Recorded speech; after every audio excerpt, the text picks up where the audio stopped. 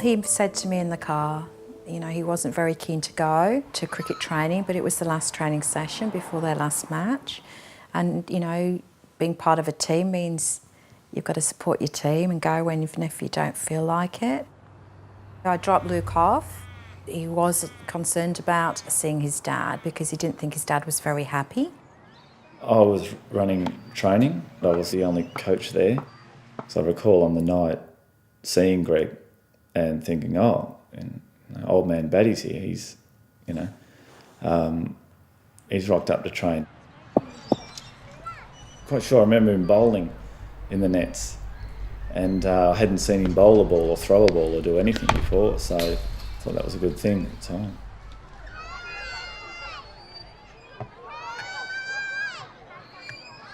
It was a really nice evening and it was really relaxed. I was relieved to see Greg participating and looking relaxed too. Luke came over and said, "Is it okay if I have a few more minutes with my dad, Mum?" Because the kids were starting to go home. I said, "Sure." I didn't bat an eyelid, I didn't think. And then I looked up and I thought, where on earth are they? And my friend Therese said, "It's okay, Rosie, they're in the nets, practicing." So then I relaxed, thought, oh, okay, that's fine. And I could see Luke at the corner of my eye batting. I was fiddling with my phone and thought, right, time to go. And most of the parents are already gone. And then I just heard this terrible sound.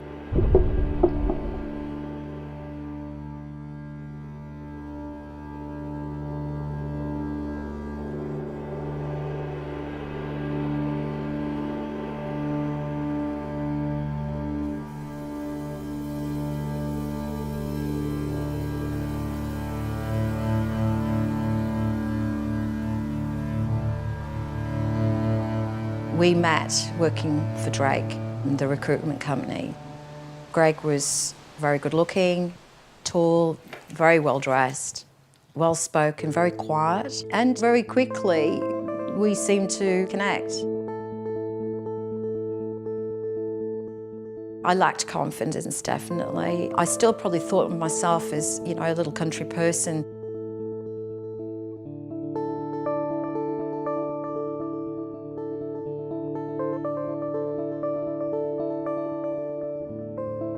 I grew up on a farm in a village called Laneham, which is in Nottinghamshire in the UK. Unfortunately, my mum died when I was 6. That did alter our lives totally. Definitely shapes the person you become. A high degree of compassion has come from that and a huge desire for nurturing. I think back on my earlier years living in Australia, and I think because you're from overseas and come from a small village, I was shy. And I felt flattered when Greg came into my life. And we had a kind of an on-off relationship for a couple of years, but it was only when we met up again about 8 years later that things were more serious. It was really good to see him again, and he shared with me that in the 8 years he hadn't seen me, he'd thought about me all of the time, that he'd never had another girlfriend since me. He'd changed a lot and he really just wanted to be with me. Only a few weeks into the relationship, I fell pregnant with Luke. Unfortunately, during my pregnancy, there were behaviours from Greg that I didn't know if I could live with. There was one instance when we'd had an argument, and while I was out at work, he came back to my house. I'd bought him some slippers, and he took the scissors and he cut them up. Then he went around to the garden bench that we'd renovated together and he smashed it to pieces with an axe. That really troubled me. I still cared for him and still had some hope that we could work something out. But it would only, you know, he'd stay for a few days and there'd be some kind of paranoid side that would come over him. And as the pregnancy progressed, as Luke was born, those kind of displays of anger became more violent, more extreme. But Greg loved him, you know, he cared for him, he bathed him, he changed his nappies, he knew how to feed him. You know, he did all the things a loving father does. Here's Greg playing their night evening game of Chase Sydney, which Luke loves. I'm not sure whether Sydney loves it or not. And what about your relationship with Greg? Well, I think, you know, it got more strained. When Luke was 2, Greg picked up a play cart, smashed it on the banisters of the staircase, threw it in our direction, and then came down to me and pulled me by my hair. And then, before he left, said to me, "If you ever stop me from seeing Luke, I will kill you and your animals." The following day, I got an intervention order, and that was the defining moment. He wasn't ever allowed to come to the property and be the hands-on dad with Luke as I'd allowed him to be before. You know, that shaped, I guess, the way that I feared Greg moving forward. That threat that what he'd do if I stopped him to seeing Luke.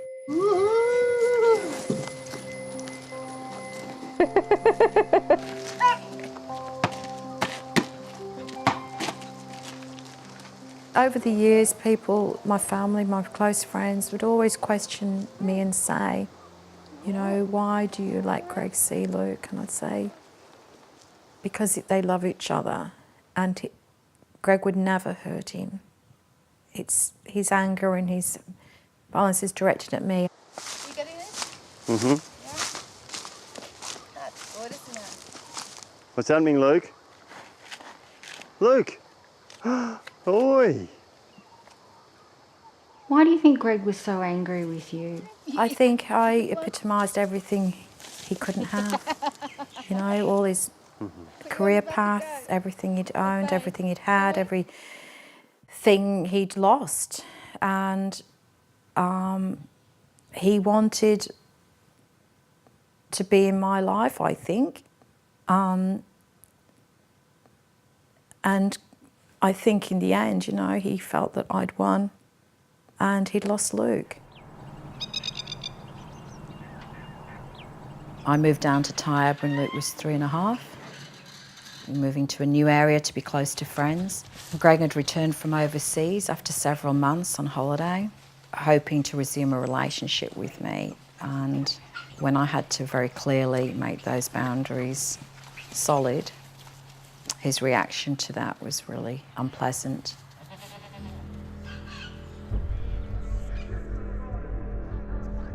When Greg assaulted me one night, Luke was with us.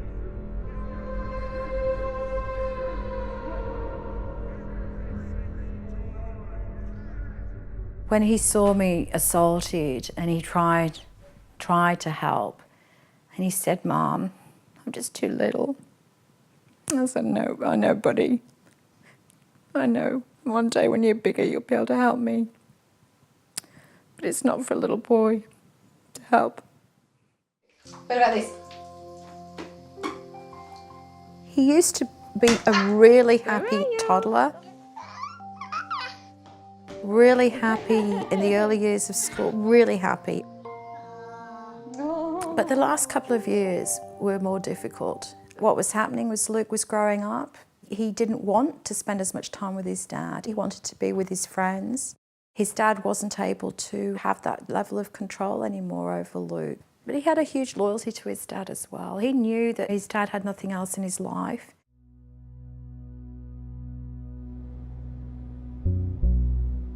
In the last few years, Greg's life really began to deteriorate. He just couldn't get out of poverty. He'd been living out of his car for years and smoking marijuana. I think it was without doubt he had a mental illness. I think his deluded behaviour, sense of grandeur, his paranoia certainly sabotaged every friendship I knew he had and every relationship I ever knew he had.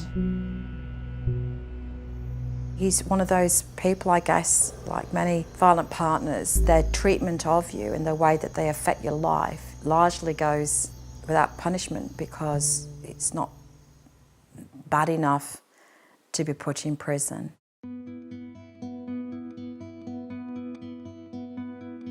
There was a time when Luke came back from being with his dad and he mentioned to me something about his dad having a knife and saying something like, it could all end with this. So I wasn't entirely clear what that meant, but I really had grave concerns. And something that Luke had said seemed to mean along the lines of to go into the next world together. And I just had such a sickening feeling inside me. And I said to Luke, I could never imagine you. Anything happening to you, Luke. So from that point on, I thought, I can't ever trust Greg again with Luke. So I went to the magistrate's court and I told the magistrate, and we got an intervention order that limited him from seeing Luke or I alone. But we deemed that in an open public place where Greg could see Luke at footy and cricket, that would be safe. So when I saw Greg at cricket training that night, I wasn't overly concerned.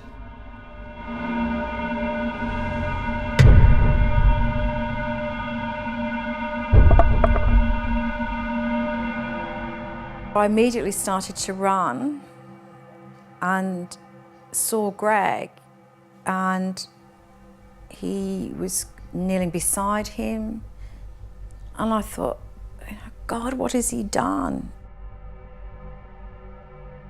And I thought he'd accidentally bowled a ball too fast and hit Luke in the head and knocked him out. And the noise I was hearing from Greg, I thought, this is bad, he's hurt him. I need to get help quick. Rosie was pleading with someone to ring 000, and that's the first thing I did. Just wanted someone else to help. There was no other adult there. The 000 guy I was speaking to asked me to go into the nets. He wanted to know if Luke was okay. That's when I walked into the nets and got within a few feet of Greg and Luke. And Luke, it wasn't good. I can still picture his face. There was a lot of blood and his eyes were open. I think he was still alive. I asked if he was breathing, and that's when Greg replied to me that he's fine, he's okay, he's in heaven now. The guy that was helping me called the ambulance. I was over this side of the carpet, he was over there, and no one came to me to say it was okay. So I just knew something, it was as bad as I had dreaded. Later on I asked Greg an update. He told me about the knife, that he'd put it in Luke, which I'd seen. So you saw him stab Luke? Gen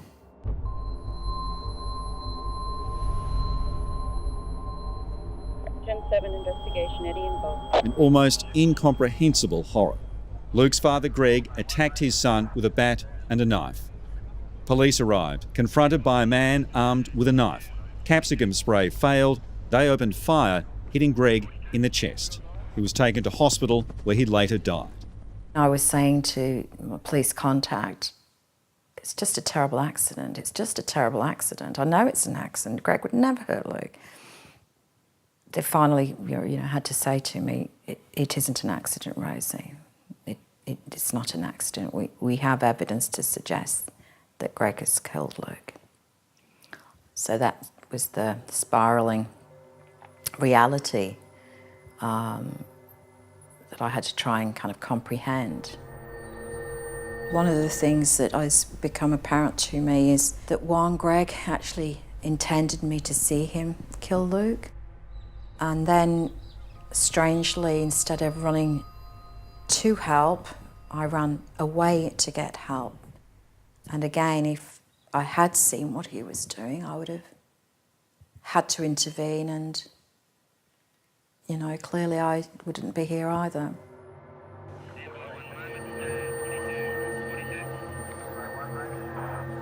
There were so many police there, and I remember saying to them, I want to see my little boy. And they said, no, Rosie. And I said, but he's all there on his own. And they said, we're looking after him, but I don't think you want to see him like that. So I had to see, I just saw these lights where they were. And that was that. I had to leave him there.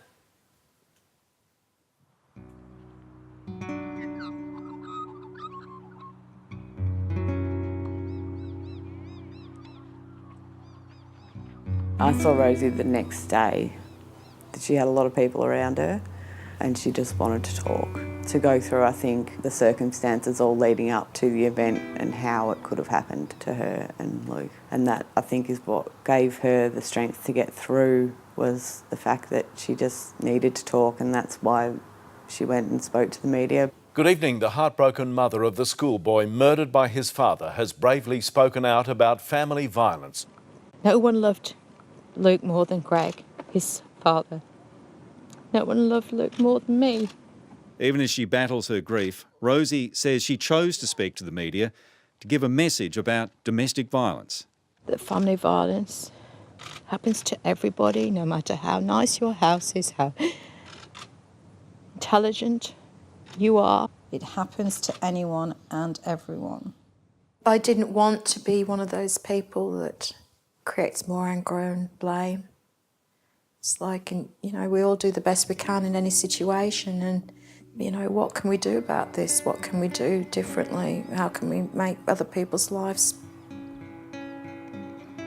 safer?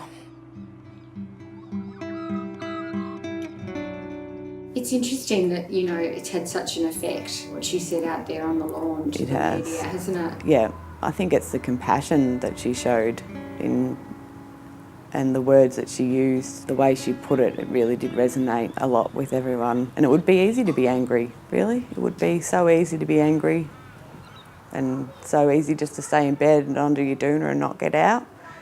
I think she took what was essentially the hard road to come out and say, you know, that she does still feel, you know, compassion, and she doesn't have hatred towards anyone.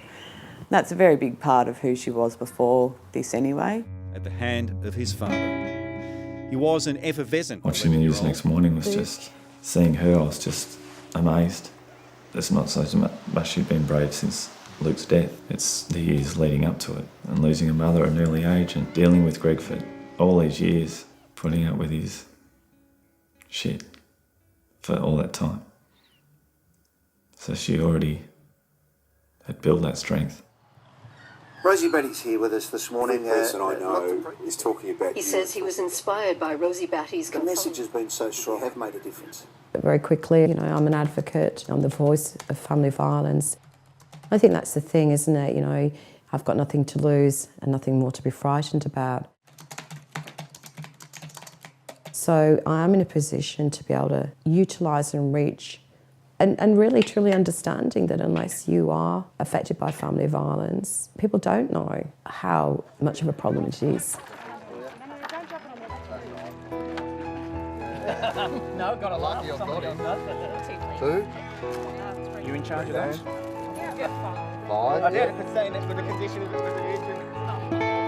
The Luke Batty Foundation was set up very soon after Luke died because people were compelled to do what they could to help, and a lot of people felt they really wanted to give money to help children affected by family violence. Come on, Rosie! Come on, Rosie! I'm hoping that the Luke Batty Foundation will continue to grow and continue to be identified and recognised as a resource that can help increase awareness, change community thinking, and somehow help women move forward and in an empowered way through a new journey. Was it woeful? Was it a limp one? I definitely think Rosie can change things. I think she already is, she's in the process of it, and she won't quit till she does.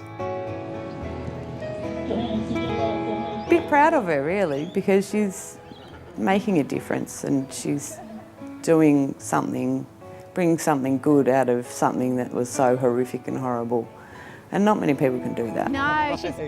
Hi, David. If I have made a small difference, then Luke hasn't died in vain.